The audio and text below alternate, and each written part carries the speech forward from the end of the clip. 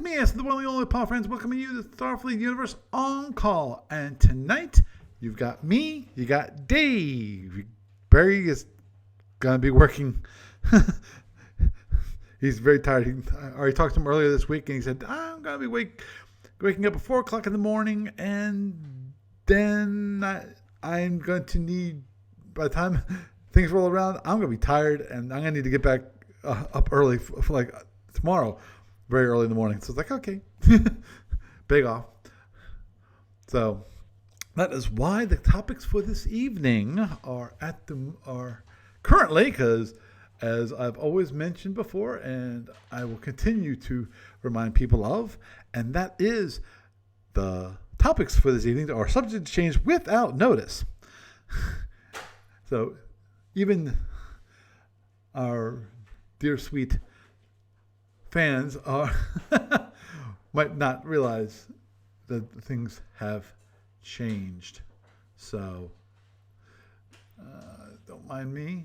For those on the video, I'm just, at the moment,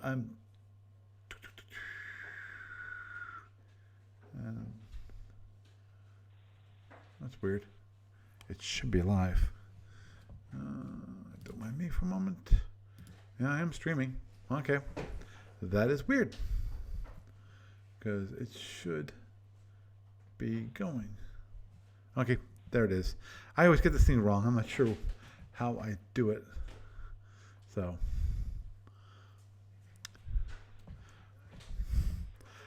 oops. And let me just turn down the sound there. And now we'll continue on our merry way. And we will start. That's great, Dave. And I'm keeping an eye on both of those. Just in case one drops. And I will keep an eye on the chat room. And if there's anyone who chats, I do have my keyboard here so I can chat back, just in case that is required. And currently the Astros are winning, and they're beating the Yankees at the bottom of the third, so I'm happy. So, yes, I'm a baseball fan. If you listen to the podcast long enough, you know that. And I'm an Orioles fan that way, and I know they were like the second to worst team. I think it's the second worst team. Yeah, I think it's the second to worst team in all of baseball. The first actually being the Detroit Tigers. So, wow. Grr. Dave said, "Go Yankees." I'm not a Yankees fan. Never have been. Never will. But to be honest, when it comes to Astros versus Yankees, I really feel like the Astros will beat the Yankees overall. And Tanaka, who's pitching tonight, given that the Astros now are winning 3-1 against Tanaka, I have a feeling that the Astros are going to win tonight. The thing is, the Astros win tonight. I have a hard time believing that the Yankees are going to be able to come back from being down 3-1. And it is possible that the Astros might tie it all up by tomorrow night. But we'll have to wait and see. But get back to actually what this stream and what this podcast is about, which is the Starfleet Universe on call. And talking about the Starfleet Universe and hopefully things related to that, because every once in a while we do go off the rails here and sometimes talk about technology, sometimes talk about things that are completely unrelated, i.e. baseball. But getting back to the topic for this evening, I did not finish reading the fiction from Capsule number 53, but it actually is a very, very nice piece.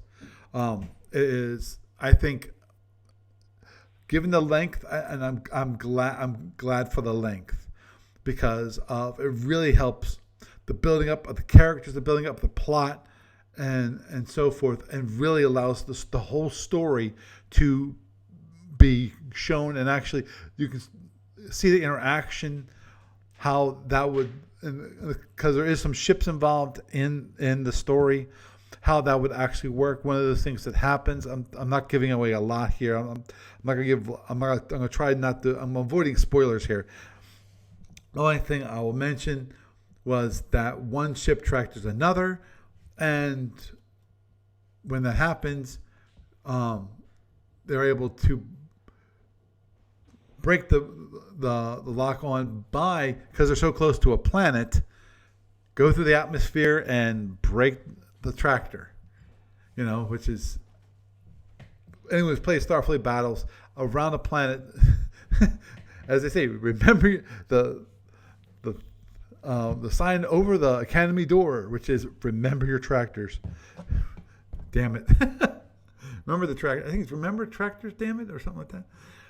But basically, remember how those affect things, and running through the atmosphere, that's gonna have an effect. And if you you have two ships that are tractored way too close to a planet, that's one of those possibilities, So I think, it's an excellent story. Definitely worth the read. Definitely worth the buy of Capital number 53. Obviously, if you are a fan of SFB, Federation Commander, F&E, those things, or just want to know what's going on with all of those products, I think the best thing to do is to buy Captain's Log number 53. I think it's well worth the price.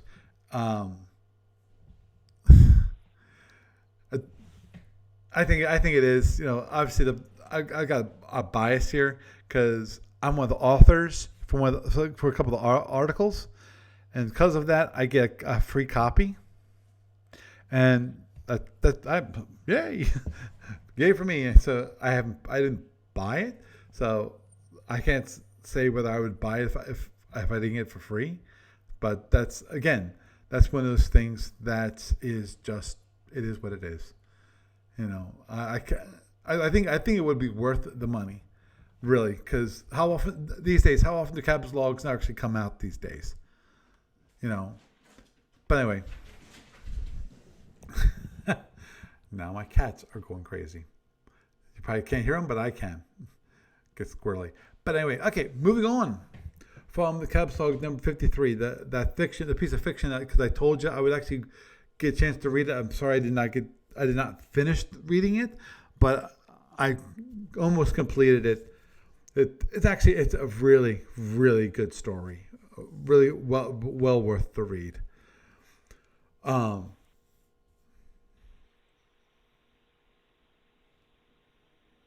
Yeah. Oh, me too. Dave's mentioned that he loves to see new material and see the game grow, and that's one thing that I mentioned last week, which is A2B definitely has plans for things. One thing that they did, I think last week it was, I saw something about this, which was they were going to have a flagships attack, book for Federation Commander, but to get the ships out quicker for people, what they did is they released 2 ship card packs, which has some of the ships. Now, of course, the question is this another one of what was it? I forget what the ship card pack was. It's been a while.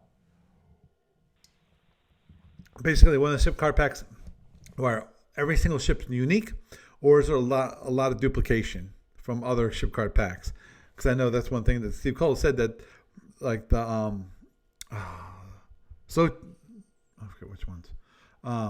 The original ship card pack, the ship card pack that had the original ships. I forget what it is. Is it the Zochi? Not Zochi. Might be the Zochi. I forget. But there was a pack that was created that basically they're all new ships, and Steve Cole said, this actually is costing us quite a bit of money because we have to produce the cost is higher because of each card has to be produced and designed, and the design cost is much higher than other card packs where you only have to design 2 of the 4, or 2, maybe half of the cards. The other half are duplicates of other card packs. It's like the old CDs and LPs, where you have what five, let's say half hits, and the other ones were like more of side projects, ones that the band wanted to do, but they really weren't top sellers. So people normally didn't really want those. They didn't want like the side projects at the band. They weren't really want that great and so forth. So, given that, oh crap, where was I? I got sidetracked by reading one of the messages. But anyway, okay, moving on. Okay, what I wanted to actually talk about tonight is actually a topic I've discussed about previously, but I figured it's a good thing to talk about now, just because of, I think it's a good tie-in to what we were talking, the story, the fiction that was included in Capital's Log number 53, and that's the whole idea of interactive fiction. Now, what would be interesting to me, I'm not sure how long you, listener, have been listening to the podcast, but I'll talk about what interactive fiction is, just to let you know in case you actually didn't know. And that is that interactive fiction is best way to if you've ever played. Actually, I'm not sure. It depends about how old you are. If you're my age, up in your 50s, yes, I'm that old. Back in the day, there was a game called Zork, and basically it was a dungeon game where you would enter these commands, and you could do these different things like pick up this item, open this door, go down this corridor. Dave remembers Zork, and it basically you got to explore this world through text, pure text. Versus today, if you did the same thing, what you'd be doing is probably a first person shoot 'em up game, possibly, or not. It doesn't even have to be a shoot 'em up game. It could be a first person adventure game. You'd have that more like these days, and that can be considered interactive fiction. But normally today, there's multiple genres of interactive fiction. Some of them are multimedia, some of them are pure text, some of them are are like the first person games. I guess you can kind of consider them as interactive fiction, especially these days. A lot, if you really think about it, a lot of these games, whether it is Call of Duty or Gears of War or any of these games, to a certain degree, they're interactive fiction in that by playing them, it's telling a story. And a lot of interactive fiction games, I think, are really cool. At least the idea behind them is really neat. The whole idea that through a simple interface, you can interact with your world. And maybe it's just me being, sentimental about Zork and games like that.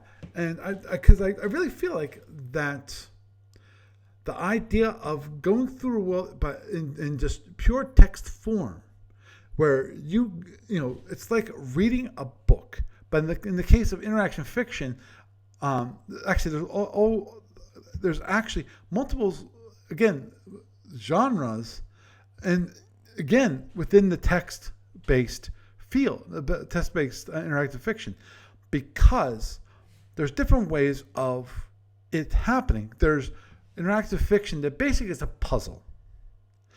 You're playing a game to solve this riddle, this puzzle, and that is the whole game. Then there's the interactive fiction that basically what it is you going exploring in this world. And in this world you can interact with it, but the whole idea of interacting with it is like interacting with characters from a novel. That you discover the story as it goes on. For example, let's say that you are in, I don't know, I'm right now, strange might think about it, is Macbeth. I just came into my head, the interactive fiction with Macbeth, and you go around the castle, and one of the things you find is you go onto the castle ramparts, and you see the ghosts, and you see this I think it's Macbeth talking to this ghost, and you just happen to upon him, versus you being directed. See, that's the one thing that's different between interactive fiction and a movie, or even a story per se, in that in a story the author tells the narrative. It says, okay, it takes the reader, says, okay, you're going to be here at this point. You're going to be here at this point. You're going to be here at that point. So you're basically, or even a film, the film's the same way, where you're going to be here, you're going to be here, you're going to be here. And it forces you to go to, it takes you by the hand, and you go from place to place to place to place. And that's your perspective that you get.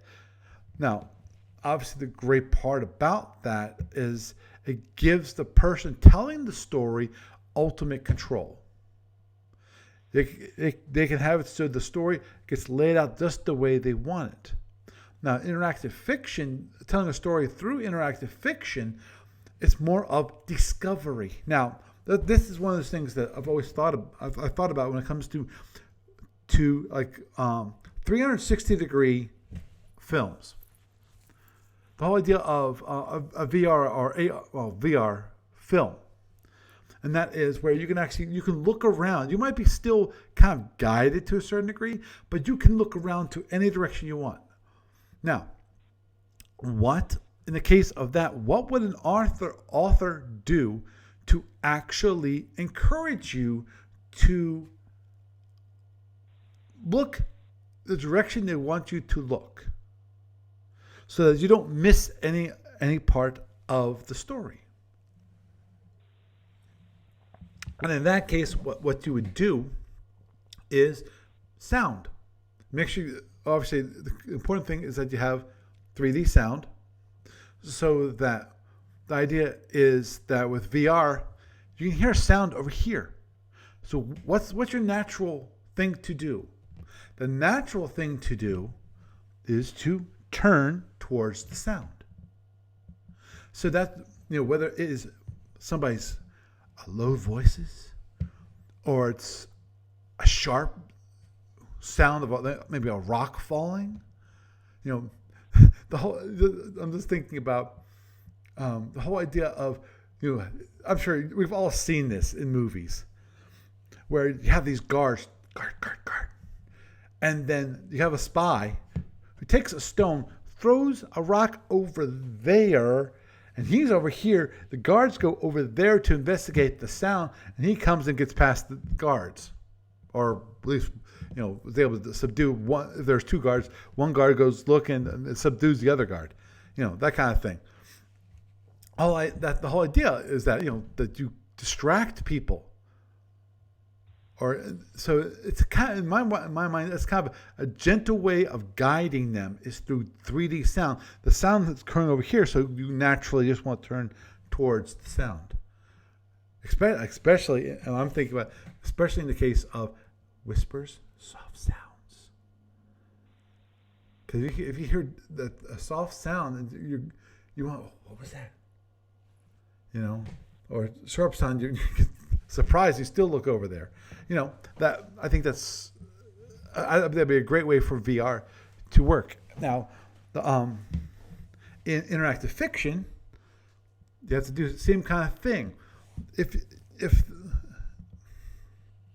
obviously when it comes to interactive fiction, is that the author of this interactive fiction, assuming that this is not purely a game, because games have a different focus. Games usually you're solving a puzzle or trying to defeat. Well, normally it's a puzzle. It's like you have to, or you have to very least, it's a puzzle because invariably, either whether you're going to try to defeat the boss guy, or you are trying to figure out. You're trying to get to like the next room, because it's locked. Okay, where's the key? Okay, I don't have any keys. Okay, let's go. We need to go. To get into that room, we need to go find where the key is, or how to acquire the key. Because in some cases, okay, it's a simple. It's in this drawer over here, or in this case, or another case. Okay, you have to solve this riddle from this creature, or even Rumpelstiltskin, that kind of thing. And so it ends up being a puzzle versus a story. In the case of a story, you would actually presents a whole different challenge, and that is the idea of having people find these things, and obviously certain things. It wouldn't be as smooth of a storytelling, which is which makes it the ultimate challenge in my mind of storytelling, and that is discovering what the story is about, what this world is about, what these characters are doing, the relationships of the characters. Let's say I was going to mention, if this person dies, okay, who did it? In that case, that's almost like we're going to a puzzle. But that's not what you're trying to do. What you're trying to do is, in the case of that story, is have people discover what the story is. And some of that, obviously, you have to provide kind of clues, little hints that, okay, you should go this way or go that way. But timing-wise, that always becomes a problem because in the case of a normal film, you set the timing. But in the case of, let's say, interactive fiction, you might find out that this person, went off the deep end later. So it's kind of weird in that instead of maybe hearing them talk about it, you might hear it now third hand from another character that says, oh yeah, so-and-so said this, this, and this. Versus if you would have gone like to that person's room, he would have interacted with you and he would give you a description of, oh yeah, I've been stuck here all my life, or whatever his dialogue is. It's now first person versus third person. So, that kind of interactive fiction really is a big challenge. Now, I like interactive fiction. I haven't played as much of it as I probably should, because I do enjoy it when I get into it. It's like I rarely have.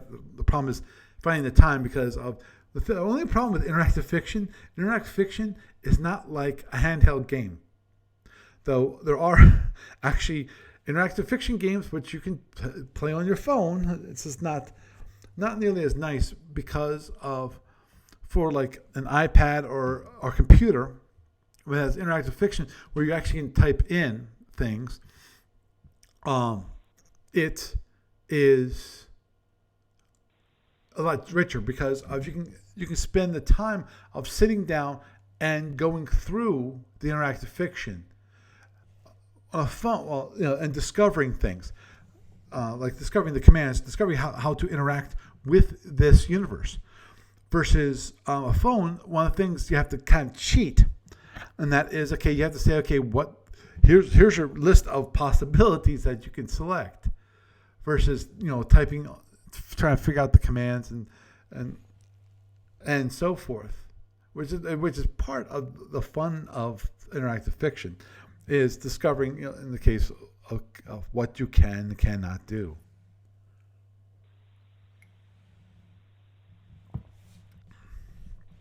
Now, I know a long time ago, actually, I talked about an idea, and I still would love to do it. I do not, at the moment, I do not have the time to do it, which is the whole idea of creating an interactive fiction page where people could create stories. Or, well, I know what I really like, but I'm asking way too much, because here's always the problem. The problem with an interactive fiction website where you're building a common story is that invariably it's like Wikipedia. It ends up being like Wikipedia. You need editors that are going to go in there, trusted editors that can go in there and then fix things when somebody basically like a spammer or whatever gets into your, or even ne'er-do-wells. I'm not talking about people that are going to destroy it, which in theory they could. But not just that, but people, all of a sudden, perverts and so forth. You have a nice clean story, and all of a sudden they're talking about these two characters having sex or something like that. Change it from a nice clean interactive fiction to erotica, basically. It's like that's not what I'd want for it. What I'd want for it to be is a community-based project. Obviously, it takes a lot of hard work to begin with to get it to that point. But again, okay, that's what I would like to do. Now, as I said, I don't have time to do it right now. I still have the domain, and actually, that was one of the reasons why I wanted to talk about it, because the domain is coming up for renewal, and it just gave me the idea of bring it back up again, because I like I'm not giving up the domain. Unfortunately, I got a few of these domains that I'm just not going to be giving up, and it's like, some of these domains actually I probably should give up because I will never be using them, but some of them I've got, okay, it's not FOMO, fear of missing out, per se, but it is the fear of I give up a domain and then I decide to go forward with something along those lines, and I've lost the domain. And then someone says, oh, well, you can get that domain back for quite... Yeah, I don't think so. So, actually, excuse me.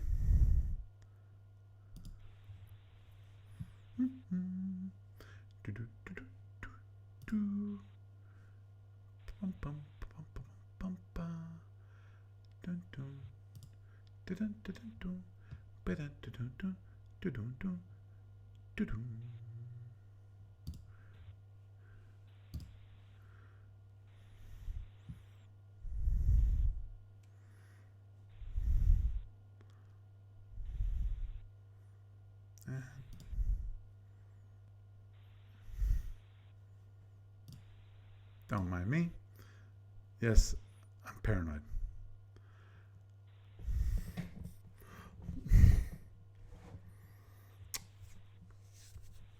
But anyhow, back to interactive fiction. Yeah, I have that fear, and that's why I have a few domains, probably more than I ever really, really want. But I think that the thing with interactive fiction is that it is just so cool, you know, on in an interactive format, because the problem is with most tools these days. Most tools these days, when it comes to interactive fiction, are designed for a single author. They're not meant for a team. And that's why when I originally I thought about it, there's I forget what it is. Dang, it's been a while. But there is one which is basically actually really cool. I like it, though. I think it's too directed. You know, it's web based, and unfortunately, it's multimedia, so it's not really command oriented. I like command oriented versus just click this, click that. Now, obviously, the one thing that I kind of agree with the web, the web based, the multimedia is multimedia. I think that a story could be directly enhanced by having some appropriate video or appropriate, possibly even sound. Maybe have it so that there's a loop that plays in the background when you get into a certain room, and you keep on hearing this, or that background sound might change based on certain conditions, i.e., something like, there's a monster in the room, or there's a monster outside the door, or you see on the text on the screen, it says that whatever. The text on the screen, and you see it say, you hear someone outside the door, so something kind of creepy is you hear, as the background noise, or a picture, because some people aren't great at describing. Even they're really good at describing. In some cases, the biggest issue, obviously, with fiction, no matter what form, is descriptions. You can either get too detailed, which you leave nothing to the imagination of the reader, or you don't describe it enough, so the reader doesn't have a way of creating a picture in his own mind of what it looks like. Whether it's a scene, or it is an object, or it's a person. I would say that the big problem in the case of interactive fiction and having that multimedia, whether it's a movie, a short clip, or a sound, or a graphic, a picture, is that now you've removed that any possibility of using actively that person's imagination to a certain degree. I say that because I was thinking about the sound thing. The sound thing, you can use the sounds as background, as a way of setting a mood for a particular where you are in this world. Because Lord knows, I know that what is it?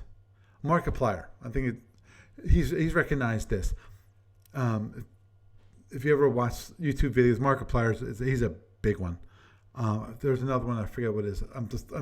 My daughter likes to watch Markiplier, and Lord knows because she's watched it enough times. I've watched not full episodes, in some cases full episodes, but most of the time just clips of his episodes. And one thing he definitely mentioned was that he can tell in some cases. At least I know he's recognized where the music it can be used to set the mood. Also, in some cases, there are sounds that get played, whether in headphones, they get played, and then he knows that he hears this sound, this certain sound, and he knows this certain creature is approaching just from the sound. So it makes it quite an experience by doing it that way.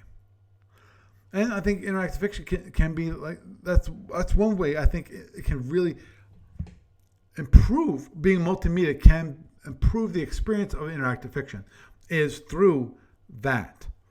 Now, Starfleet universe, like any other world, is I think can be done via interactive fiction. You can actually describe the world. You can describe the characters, and you can interact with those characters.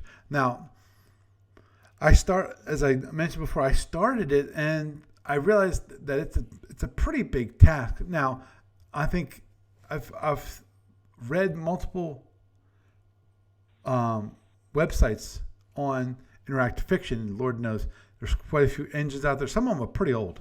Some of the really good ones that are old, and they don't really work that well. Not work that well, but I mean, they're not, as I mentioned before, they're not really designed for a team effort. They're mainly designed for single person efforts. And and actually there are these contests for interactive fiction and all that kind of thing. But so in my mind, the whole thing would be important to have a team approach so that multiple people can work on a world. It's like the Starfire series. Good example, where Dave Weber, he wrote some of those books by himself, but in some other cases, he got a co-author with him, Steve Hall. Yeah, Steve Hall. I think it's Steve Hall. Was the name of the author, but together they were able to work together. Each person worked on like a different chapter. Now, I'm not sure how they worked. Did they have it so the one person wrote their chapter, then another person then wrote their chapter, so they would go back and forth? Or did basically, because I'm not sure if you've ever seen this in a books, because I've seen this, where you have definitely multiple authors, you can tell. And you go between these two characters in this book. And they don't interact all that much until closer to the end of the book. But the whole idea is you're basically seeing these two storylines come together. And obviously, at least for me, each chapter is a progression on a certain part of the storyline, one that's based off of this character or based off of this character. And so, given that example, the whole idea of having multiple people working within a interactive fiction environment to produce a piece of interactive fiction, I see that as a real possibility because of you can break off and work on separate parts of the world. Now, obviously, there has to be, at least to a certain degree, there has to be a clear vision on what is and what is not in this world.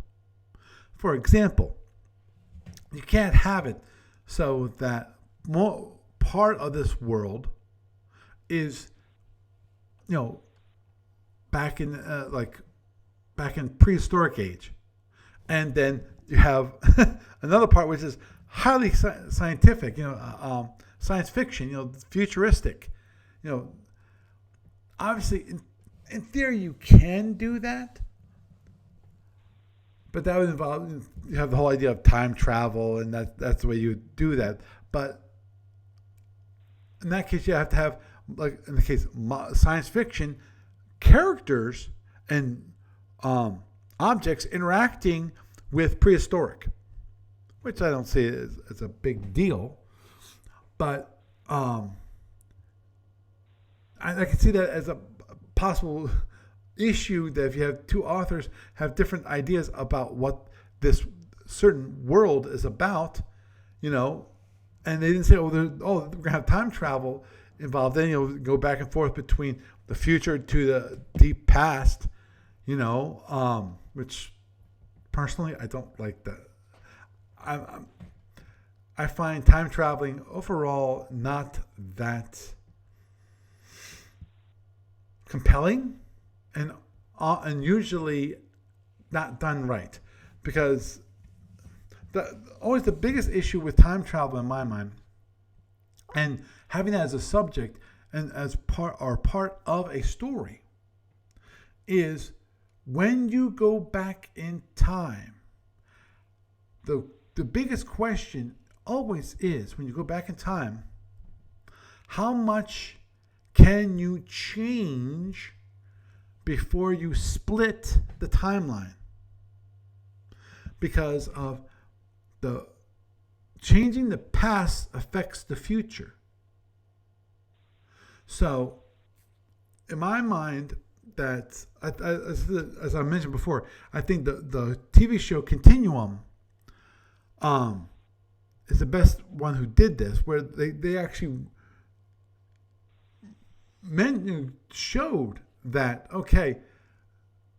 that they explicitly point out that this happens, that with every single difference that you make, if you go back in the past and you change something, no matter how small, an interaction with somebody, consider the butterfly effect, but in my mind, it's more of it's a branching effect, because if you change the past, now where you were in the future, that no longer exists. That if you go in the future, now the branch goes over here, goes here instead of this way. It's up this direction. So you're going to be coming back to over here, not over here. And that's one of those things in the continuum that they showed very well, especially at the ending of the continuum. And that is that one thing that they brought really clear, that, yes, you can save your husband, you can save your child, that you're left the future going the past to fix. But when you do that, there's going to be a future you that will exist, and because it's going to be a different timeline, and that future you doesn't go back. So when you go forward, that's no longer your husband and your child. It's that future you's husband and child. So it's, I think they did a really good job in Continuum in showing the whole issue with time travel and the whole idea of branching, time branching. if you modify the past, because most time traveling, they go, oh, we need to go back and fix time. So we go back in time to quote unquote fix it, to keep the timeline going straight and not branch as they see. But the problem is, by the time that happens in the past, it's already branched the future. So that's one of those minor issues I have with Doctor Who. But I enjoy the show so much, I really don't care, because it goes through time and space. Back in the past, goes in the future, goes anywhere in the universe. But I enjoy the interactions. I enjoy the relationships and the characters so much that I don't care at that point. So yes, that kind of thing. Time travel. That part is not absolutely a gotcha for me. But I think it's interesting. Now, as I mentioned, there's all kinds of different kind of interactive fiction, but me, I prefer text-based. The old, as I mentioned before, the whole Zork thing, where you come up with commands, or the way you interact with the system is through text. Now, see, there's some beauty in that, in my mind. The beauty of that is accessibility-wise, assuming that wherever you use, preferably a browser, because Lord knows the browser's the UI these days. And that is that text, is the ultimate accessible thing. Because these days you can do text to speech, you can do speech to text. Speech to text is difficult, but there's quite a few good programs out there for that. Obviously, that's when things like pictures and video really, for let's say you have a blind person, that doesn't help them at all. Sound, that can help people. Now, of course, the problem with sound is, okay, if you have a deaf person, then they can't hear the sound. But text, flat text, no sound, no graphics, is ultimate, because of, if they're blind, they can have a text reader. If they're if they can't hear, they don't have to hear anything. So that's one of those beauties of text-based. And always, to me, that was always part of the fun of Zork, which was discovering what the commands were, what you could do in some cases. Whether it was pick up this item, or maybe climb the wall, or something like that. Because if I recall correctly, Zork never really told you what commands were available. Now, obviously, people told each other about it. And actually, I know there were books out there on how to play Zork. And there was Zork 1, 2, and 3. Actually, I'm not sure if that's on the Internet Archive, because if I recall correctly, Zork's games were all DOS-based games. Actually, DOS-based. I think they also were available on the Commodore 64. I forget if they ever ported that to the trash. 80. Yes, this is how long ago it was. So, but anyway, so that I think that was part of the fun. Now, is that kind of a project that could be done? Yeah, I think so. The question is whether it's worth the effort to do. Because currently, obviously the one thing that I'm focusing on these days is Starfleet Warlord. Just because I see that could actually expand quite quickly.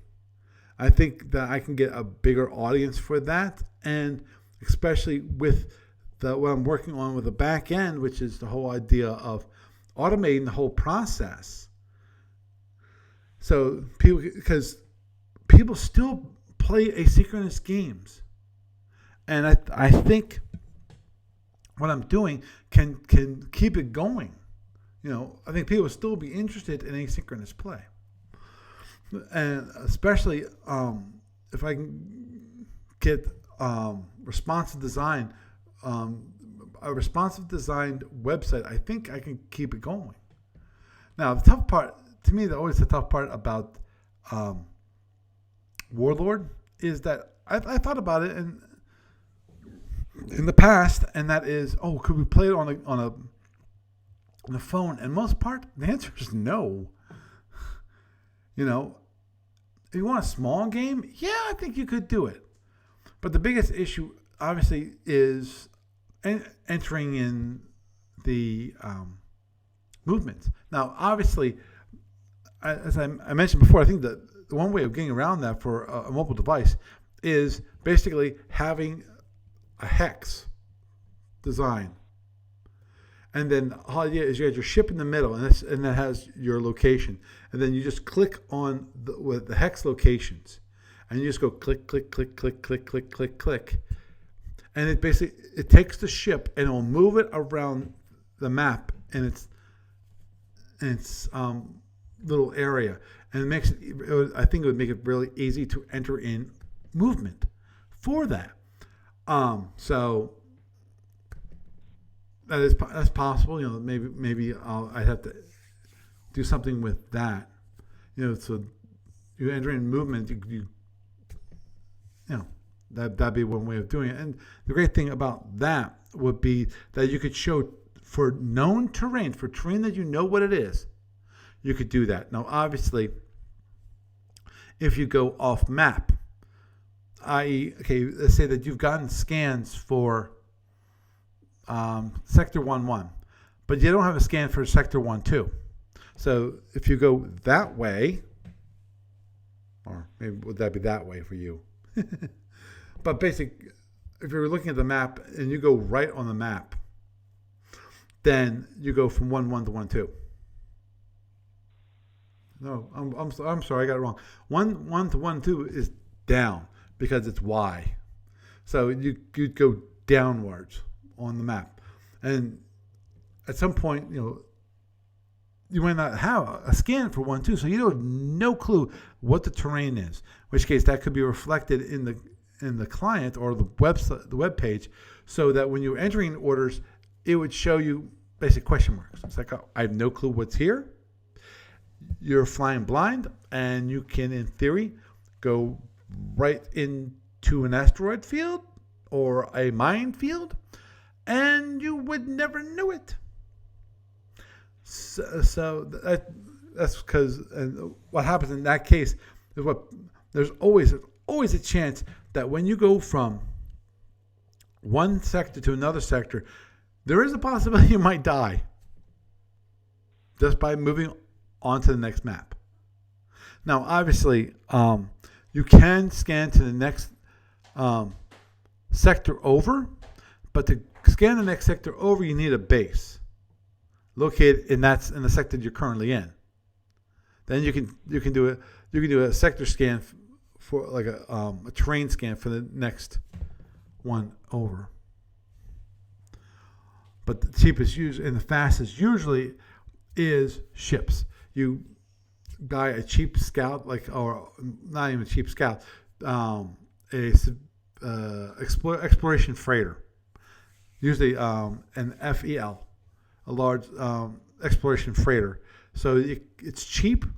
It has the scouting channels that you need, and it can do a full scan for you. And if you lose it, you lose it. Hopefully your economics are built up enough that you can afford to lose a ship or two. So, I think so that's why I have not worked that much on it. I haven't gotten the gumption to do that. To work back on the interactive fiction. I might work on a little bit on this weekend. You never know. Most probably, I'm thinking that I most probably will work. I work on the automation for creating games, because I was looking into what I want to do is have it so the engine takes a parameters file, which sets what the parameters are for that game, and then just have it go just read it into the engine and just runs. Because that's one thing I was looking into this past weekend, which was, okay, what exactly, there's a screen called the zap screen in the engine. You click zap, okay, are you sure you want to do this? And what the zap screen does is it zaps the database. It clears out, the old ships, the old terrain, all this. They're wiped. It's gone. And that's what the whole idea of it is. Because to create a game, what you do is take the game files from an old game, copy them into a new directory, and then you run zap. And it'll zap them, and then after it zaps them, then you set all the parameters, and those parameters are set into the actual file itself.